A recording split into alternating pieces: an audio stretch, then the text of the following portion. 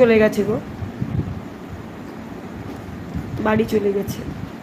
এই তো আসলাম আমি, ওকে এগিয়ে দিয়ে তারপর বাড়ি ঢুকেছি ওই সন্ধে তখন কটা বাজছে, ওই সন্ধেবেলা 8টা বাজে, 7:30। না এখনো পর্যন্ত সেরকমই কথা আসবে না, তো আমি আরেকবার লাস্ট রবিবার দিন চেষ্টা করব। আর আসবে না জানি না গো, আর আসবে কিনা, বললো তো আর আসবো না। হ্যাঁ চলে গেছে গো। কে আনতে এসেছিল? ওর মাসি আর মা পিসি, 2 মাসি মা পিসি। চলে গেল কেন তুমি ওকেই প্রশ্ন করো। ওর ভালো লাগছিল না বলছিল, মানে ও অনেকটা কষ্টে ছিল, এটাই বললো ওর মায়ের সামনে, আমার সামনে যা বললো যে আমি প্রচণ্ড কষ্ট পাচ্ছিলাম। আমি অনেক চেষ্টা করেছি ওকে শুধরানোর, ও একই সে আগের ওর মানে ইয়ের কথা বলছিল, মানে ওর যে মানে তোমাদের আরেকজন দিদির কথাই নাকি বলছিল, সেটাই ও বলছিল ওর মাকে, যে আমি অনেক চেষ্টা করেছি, পারলাম না শুধরাতে, যে আর মনে যদি জায়গা আমি না পাই তাহলে আমি কি করে থাকবো।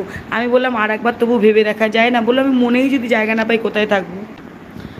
এমন কি হলো চলে গেল, আমি তো সেটা জানি না, সেই জন্যই তো আমি তোমাদের বলছি যে কি হলো। তাহলে ও নিশ্চয়ই ওর মা গেছে, এখন বলবে কি হয়েছে।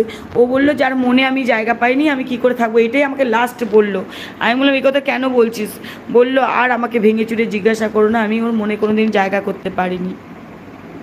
না না এসব খোলেনি গো, আমার চোখের সামনে খোলেনি। এবার বাড়িতে গিয়ে আমি তো ওইসব বলে দিয়েছিলাম, এগুলো কিচ্ছু খোলেনি। এবার বাড়িতে গিয়ে দেখো সবার বুদ্ধি তো একরকমের না, বাড়িতে গিয়ে মনে হয় না খুলবে। না না সব নিয়ে বলতে মানে জামা প্যান্ট মানে সব নিয়ে বলতে জামা প্যান্টগুলোই তো দেখলাম এক ব্যাগ নিয়ে গেছে, জামা প্যান্টের ব্যাগে।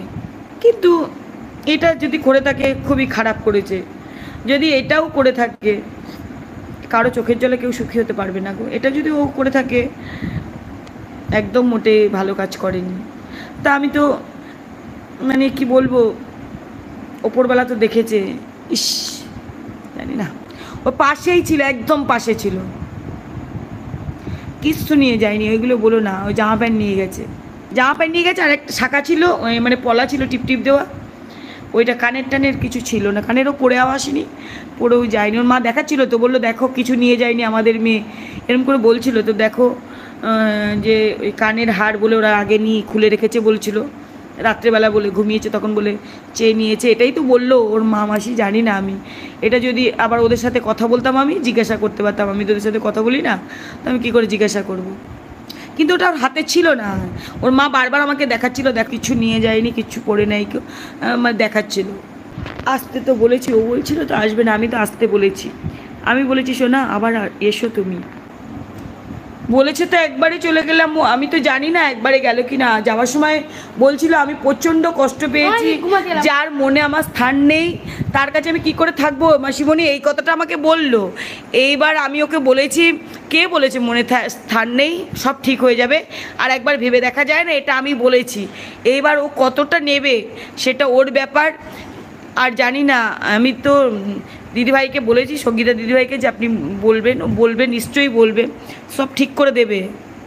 এই রিকোয়েস্ট আবারও করব আর একবার ভেবে দেখার জন্য, যে এত তাড়াতাড়ি একটা সম্পর্ক, তো যেহেতু ওই স্মৃতিতে সিঁদুর পরিয়েছে, ওই স্মৃতিতে সিঁদুর ওর হাতের পড়াই, সেটা আর একটা বার ভেবে দেখতে, যে ওটা তো আমার স্ত্রী, একদিনের জন্য ভালোবেসেছিলাম, শুনেছি নাকি 1 বছর ধরে রিলেশানে ছিল, তো যেহেতু আমি একদিনের জন্য ওর সাথে আমি ভালোবেসেছি, সেই মর্যাদা আমি আবার অনুরোধ করে বলবো যে আর একটা বার যেন মানুষটাকে আবার নিজের করে নেয়, একটিবার যেন ফিরিয়ে আনার জন্য বলবো। জানি না আমার কথা রাখবে কি না কেউ, নিশ্চয়ই লাইভটা দেখছে। আমার তো সরাসরি বলার মতন, আমার মতন বিভীষণ মাসি, আমার মতন বদমাস মাসি তো আর একটাও নেই। তো সেই হিসাবে আমি অনুরোধ করে বলবো যে যা করছিস ভুল করছিস, তোর আমার সন্তানের মতো, তো এটাই আমি বলবো, যা করছিস ভুল করছিস। আর এই ঝগড়া সবার সাথে, আমার সাথে মুখোমুখি কোনো দিনই তোদের ঝগড়া হয়নি, তো শুধুমাত্র এই মেয়েটিকে নিয়েই বলেছিলাম, তো আর একটা ভার ভেবে দেখার জন্য। আরে আমি বাড়ির বড়, আমি কারো ক্ষতি আজ পর্যন্ত চাইনি, চাবো না, তো আর একবার ভেবে দেখে যদি সমস্ত কিছু ভুলে গিয়ে, যদি আমি জানি মেয়েটা খারাপ তোদের কাছে, যেহেতু তোরা ইউজ করিস, ব্যবহার করে জানিস, তো এই খারাপটাকে নিয়েই একটু ভালোবাসা দিয়ে পাথর গলে যায়, যদি তোরা একটু গলিয়ে পাথর যেহেতুগুলো একটু নিজের স্ত্রী তো আমি তো চেষ্টা করবো, আমি প্রাণ দিয়ে চেষ্টা করব ঠিক করার জন্য, প্রাণ দিয়ে। কাউকে কারো কিচ্ছু করতে দেব না, যে না ওই থানা, আমি ওদেরকেও বলেছি দিদি থানা পুলিশ করবেন না, এটা আমি ওদেরও বলেছি, সবাইকেই বলবো। আমি প্রাণ দিয়ে চেষ্টা করব যেন ঠিক করার জন্য, তারপরে ভগবান উপরওয়ালা। আমি আজকে অনেকবার চেষ্টা করেছি গো। ও ওই দরজার মানে আমার ছোটো বোনের গেটটার সামনে ছিল, আর ও ছোটো বোনের বাড়ির মাঠটার মধ্যেই গাড়িটা দাঁড়ানো ছিল, ওদের সাথে সাথে পেছু পেছু আসছিল, বাড়ি থেকে সব একসাথেই এসছে, একদম সামনে ছিল, যখন চলে গেল তখন একদম সামনে ছিল। না আজকে আটকায়নি, আমি তো আটকাতে দেখিনি, আমি আটকেছি অনেকবার, আমি আটকেছি, আমি বাবার জাপটে ধরেছি, ওর মায়ের হাত দুটো জোরে ধরেছি, ওর মাসিকে বলেছি, সবাইকে বলেছি যে না হলে আর দুটো দিন দেখো আবার সব ঠিক হয়ে যায়, মেয়েটাকে খাবার খাওয়ালে হয়তো মেয়েটার রাগটা পড়তো, এটাও আমি বলেছি। হয়তো মেয়েটা বললো অনেকটা কষ্ট, বললো মাসি এগুলো আর ঠিক করার মতো না, আমার সাথে যা বিয়ে বিয়ে হয় তুমি জানো না। আমি বললাম শোনা সব ঠিক হয়ে যাবে, একটু ধৈর্য ধরো, এটা বলেছি। না আজকেও বলেনি, আমার সামনে বলেনি, শুনলাম নাকি ভেতরে ওরা নাকি বলেছে, ওর মাসি যেটা বললো যে ওরা নাকি বলেছে চলে যেতে। অনেক চেষ্টা করেছিলাম গো, আজকেও আমি অনেক চেষ্টা করেছিলাম, ওর মাকে রিকোয়েস্ট করেছিলাম, হাত জোর করে বলেছিলাম আর একবার ভেবে দেখা যায় না, ওকেও বলেছিলাম যে শোনা আর একবার ভেবে দেখ। যাদের বাড়ির লোক তারাই কিছু বললো না, আমি কতক্ষণ ওদের, আমি ওর মাসিকে বললাম, ওকে বললাম, বারবার বললাম, জানি না আসবে কি না। আমি তো বলেছি আর একবার লাস্ট চেষ্টা, আর একবার চেষ্টা কর, একটা সংসার তো, সংসার ভেঙে দিতে খুব খারাপ লাগে, যে একটা মেয়ের সংসার তাড়াতাড়ি ভেঙে যাবে, আমি একটা মেয়ে হয়ে আমি মন থেকে মেনে নিতে পারছি না, আমার এত খারাপ লাগছে। না না আটকালো না, আমার চোখের সামনে তো আটকালো না, এবং দাঁড়িয়ে দাঁড়িয়ে আমি কি বলবো সেটাই ও শুনছিলাম, দাঁড়িয়ে আমি আজকে আর ভয় পাইনি, কেন ভয় পাবো, দাঁড়িয়ে দেখলাম কিছু একটা করছিল, ওরা মায়েরা বলছিল ক্যামেরা করছে না কি করছে, ভয়েস করছে, আমি দেখলাম ও চুপচাপই দাঁড়িয়েছিল, ওর মাকে দেখিনি, যেটা দেখিনি সেটা বলবো না, হয়তো ওর মা বাড়ির দিকে ছিল, ও গাড়িটার সামনেটাই মানে আমি যেখানটা দাঁড়ানো ছিলাম, আমার বোনের বাড়ির ছোটো বোনের বা পাঁচিলেও দাঁড়ানো ছিল।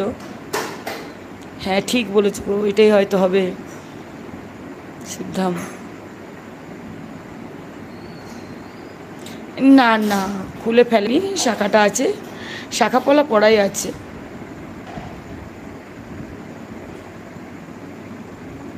না না খুলে দেয়নি গো, শাখা পলা খোলেনি গো।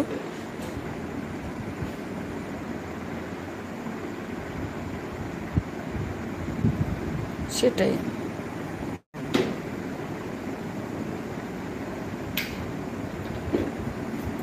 জানি না গো, আমার আজকে খুব কষ্ট লাগছিল, আমার গালে দুটো হামি দিয়েছে, আমি জানি না, আমার খারাপ এতটাই কষ্ট লাগছিল, আমার বউটাও গেছিলো, বউকে বলেছে বউ দিদিকে নিয়ে এসো মাসি, তো আমার বউ দিদিকেও নিয়ে গেছিলাম, আমিও গেছিলাম। না না এমনি শাখা, সোনার শাখা, এমনি প্লেন শাখা মনে হয় আগে ছিল কিনা জানি না, প্লেন শাখা, আর ওই টিপ টিপ একটা পলা হাতে পড়া ছিল, ওটাই পড়া ছিল, আর কিছু পড়া ছিল না, আর ওই আইসতি বোধ হয় করে যেটা করলে ভালো হয় সেটাই আমি করব, এই জন্য আমি গেছিলাম। আমি অনেকবারই ওকে, যতবারও চলে যাওয়ার কথা বলেছে ততবারই আটকেছি, কিন্তু আজ তো আমি পথের কাটা, আজকে পারলাম না, না হলে আমি আটকাতাম, যদি দেখতাম আগে তো সবাই মানে সাথ দিয়েছিল যে আমি আটকাতাম, বারবার বলে বকতো, কিন্তু আজকে কেউ আর ওদের নিজে, তার মানে ওরা কেউ চায়নি, ও আমি শুধু আমাকে বললো মাসিমণি আমাকে বারবার চলে যেতে বলেছে, যে তাড়াতাড়ি বেরো বলেছে, আমি বললাম হ্যাঁ এটা তোর ভুল হয়েছে, বললো না আমাকে বলেছে চলে যেতে, এটা খারাপ লাগছিল। না আটকায়নি, আমার সামনে কেউ আটকায়নি, সবাই ও দাঁড়িয়েছিল, ওর মা বলছে ও নাকি সব কথা রেকর্ড করছিল, ওর মা মাসিরা সব বেরোতে বেরোতে বলছিল, সব ভেতর থেকে নাকি কথা রেকর্ড করছিল, কী সব রেকর্ড করছিল।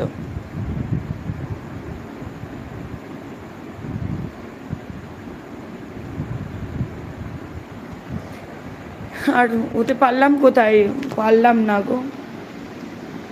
তবে কি বলো তো, আজকে হলেও একদিন কেউ বুঝতে পারবে, বুঝতে সবাইকে হবে, জানি না ওপরওয়ালা ওর সেই চৈতন্য ওকে ওর মাথার মধ্যে নিশ্চয়ই দেবে। আমি ঈশ্বরের কাছে প্রার্থনা করব, ও আমায় যত গালাগাল মন্দই ও বলুক না কেন, আমি চাইবো যেন শান্তি, সবাই শান্তিতে থাকে। তো আজকেও বুঝলো না তো যে আজ আমার কোনো দরকার ছিল না, ও কিন্তু আমার ছেলের বউ না।